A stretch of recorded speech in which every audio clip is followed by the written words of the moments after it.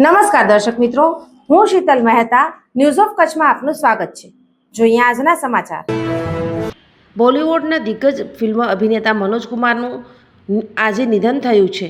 તેઓ 87 વર્ષના હતા। મનોજ કુમાર બોલિવૂડ ફિલ્મોમાં દેશભક્તિની અલગ જગાડવા માટે જાણીતા હતા। પછી તો એવું થયું કે તેઓ તેમની ફિલ્મોના કારણે તેમને ભરત કુમાર તરીકે ઓળખવા લાગ્યા। બીજી બાજુ તેઓ ભારત સરકાર સામે ભીડવામાં પણ પાછળ રહ્યા નહોતા। તેમના જીવનનો આ કિસ્સો જાણવા જેવો છે, જે દર્શાવે છે કે તેઓ એક શાનદાર અભિનેતા હોવાની સાથે સાથે બહાદુર અને દિલેર વ્યક્તિ પણ હતા। મનોજ કુમાર વિશે કહેવાય છે કે તેઓ એકમાત્ર એવા કલાકાર છે જેમણે સરકાર વિરુદ્ધ કેસ કર્યો અને જીત્યો પણ ખરા।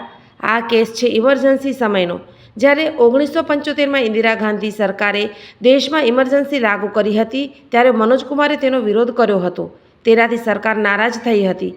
સ્થિતિ એ હતી કે તે સમયે સરકાર એવા કલાકારોની ફિલ્મો રિલીઝ થતાં જ બેન કરતી હતી જે કટોકટીનો વિરોધ કરતા હતા। આ જ કડીમાં સરકારે મનોજ કુમારની ફિલ્મ 10 નંબરીને સૂચના અને પ્રસારણ મંત્રાલયે બેન કરી દીધી।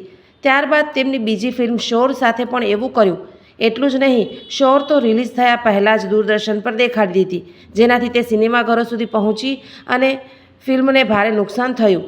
નારાજ અભિનેતાએ ઇન્દિરા ગાંધીની સરકાર વિરુદ્ધ કેસ કર્યો અને કમાલની વાત એ છે કે તેઓ આ કેસ જીતી પણ ગયા। તેનાથી સરકારને પણ મોટો સંદેશ ગયો।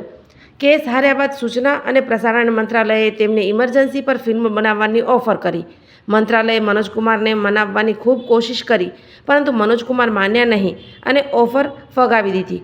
એટલું જ નહીં, આ ફિલ્મની સ્ક્રિપ્ટ લખવા બદલ જાણીતા લેખિકા અમૃતા પ્રીતમને ફટકાર પણ લગાવી। સોફ Kutch power by Opal electronics, LG best shop, Vijaynagar road Bhuj, Rambagh road Adipur. Power by KC jewellers, latest fashion ડિઝાઇનના ઓર્નામેન્ટ્સનો વિશ્વાસપાત્ર શોરૂમ, હોસ્પિટલ રોડ ભુજ।